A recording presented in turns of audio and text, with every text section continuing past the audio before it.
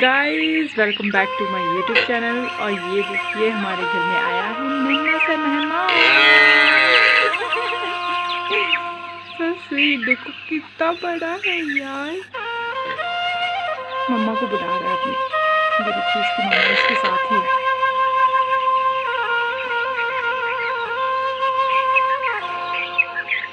so sweet। मक्खियों ने खा दिया बच्चों को। वीरू, इसका नाम हमने रखा है वीरू।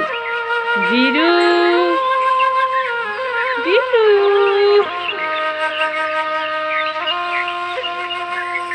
इस तरीके से हमारे देखिए गाय बांधी हुई अभी बनाई है। ये नया जो काउ शेड बना हुआ है अभी। और यहाँ पे ये भैंस है, यहाँ पर 2 गाय इस तरफ को है। क्या बोल रहे हो आप? डर रहे हो? अच्छा, ओह खड़ा हो गया, देखो इसको।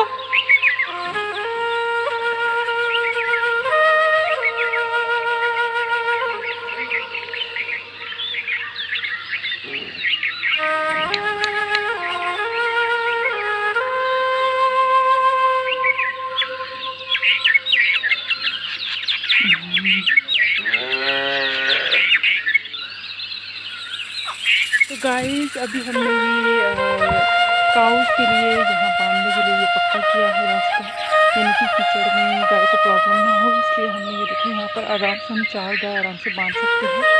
और ये न्यू काउ शेड बनाया है सामने। और ये कच्चा वाला घर होता है, ये हमारा है।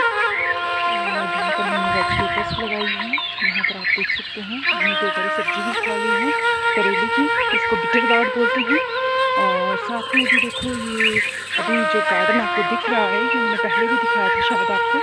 और यहाँ पर मैंने जिमीकंद लगाया है, ये वाइट राख दिख रही है। और ये सामने खीरे लगे हुए हैं, कुछ करेले हैं और कुछ घिया लगाई है। तो इसमें मैंने लकड़ियाँ लगानी है ताकि जो है इनकी जो पकड़ है पेड़ की वो मजबूत रहे। और जब यहाँ पर तूफ़ान ज़्यादा आता है तो उसके लिए मैं यहाँ पर ये काटूँगी। ये देखिए बाँस सामने दिख रहा है, मैं यहीं से इसको काटूँगी और यहीं पे इधर इसको बांधूँगी।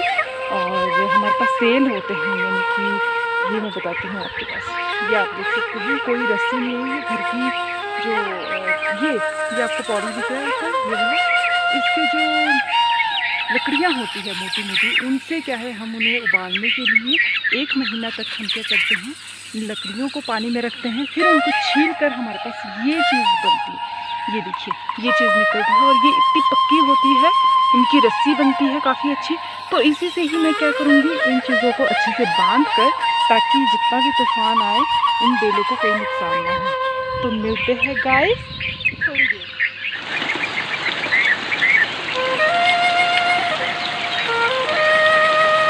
हेलो गाइस, मैं काम कर रही थी। ये देखिए ये मैंने पूरा इसका छत बना दिया है, तो मैं आपको दिखा देती हूँ। ये देखिए इस तरीके से। तो वैसे ही क्या है, बारिश स्टार्ट हो गई है और मैं यहाँ पे फंस गई हूँ काउ शेड में। तो यहाँ पर हमारी ये गाय आप देख सकते हैं, हमें तो यहीं रखना पड़ेगा थोड़ी देर के लिए, क्योंकि मेरे पास अभी कोई भी ऐसा सिस्टम नहीं है जिससे कि मैं घर जा पाऊँ, तो वैसे भीग जाऊँगी। अब देख सकते हैं कि उस पहाड़ी की कितनी धुंध, जब भी यहाँ बरसात होती है तो पूरा अंधेरा छा जाता है और धुंध पड़ जाती है हिमाचल में, जबकि सर्दियों में हमारे यहाँ धुंध नहीं पड़ती है। हमारे अभी बरसात के टाइम में क्या होता है, पूरी धुंध पड़ती है। ये देखिए मैं करेले की बेल है।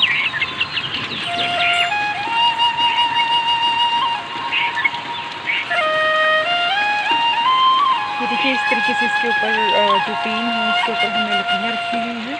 और ये छत मैंने बनाया है, इसके ऊपर मैंने पूरे अच्छे तरीके से पूरा छत बनाया है, यानी कि जिससे क्या है बेल जो है अच्छे से पैदावार दे सके किसी चीज़ में, क्योंकि अगर नीचे बेल रहेगी तो तूफान की वजह से टूट भी सकती है। और दूसरी चीज़ ये है कि अगर जो सब्ज़ी है नीचे लगेगी मिट्टी के साथ, तो वो सड़ भी सकती है। तो इस तरीके से मैंने क्या है पूरा ये इसका शेड टाइप बनाया है। और मम्मी घास पे गए हैं, वो फंस के हैं आई थी, तो सारे भीग गए होंगे। उनको मैंने बोला भी था कि आप जल्दी आ जाइए, अब पता नहीं कहाँ पहुँच गए, बहुत टेंशन हो रही है। तो अभी उनको कॉल लगाऊंगी मैं। यहाँ पर भी देख सकते हैं, यहाँ पर भी एक शेड टाइप बनाते हैं हम लोग, जालीदार शेड टाइप। तो उस पर क्या होता है पूरी सब्ज़ी अच्छे से होती है। और पेड़ में भी अगर चली जाए तो ऐसे पेड़ में निकालना बहुत मुश्किल हो जाता है। तो बेटर है कि हम इस तरीके से ही क्या करें, जो शेड बनाएँ इन जो बेलों के लिए, और निकालने के लिए भी अच्छी होती है और इनकी पैदावार भी दूसरी चीज़ों से काफ़ी अच्छी होती है, दूसरी जो हम तकनीक यूज़ करते हैं। तो इसके अलावा अगर आपके पास लकड़ियाँ नहीं हैं, इसके अलावा आप क्या कर सकते हैं, मैं आपको बताती हूँ। इसमें आपने करना क्या है, सिर्फ 5-6 लकड़ियाँ जो हैं मोटी मोटी वो लगानी है।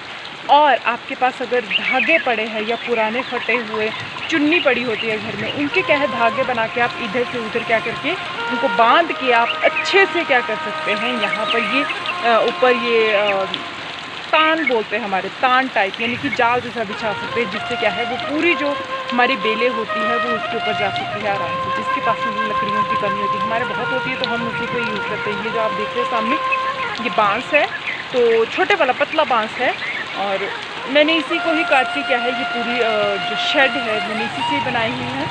और ये सामने पपीते का पेड़ देख रहे हैं, और ये देखिए। तो मैं आपको आज दिखाऊंगी, आज ताई जी हमारे लिए अंगूर लेकर आए हैं, वो होते हैं उनको माम्बे बोलते हैं, तो उसे भी ज़रूर मैं बताऊंगी। बट मैं क्या करूँ, मेरा बहुत सारा काम पेंडिंग पड़ा है। अभी मैं काउ शेड में ही काम करने आई थी और अभी बहुत सारा काम पेंडिंग पड़ा है मेरा, मुझे वीडियोस भी अपलोड करनी है, मेरे कंप्यूटर क्लासेस भी है और बहुत सारा और भी काम है। बट फिर क्या करूँ, यहाँ फंस गई हूँ।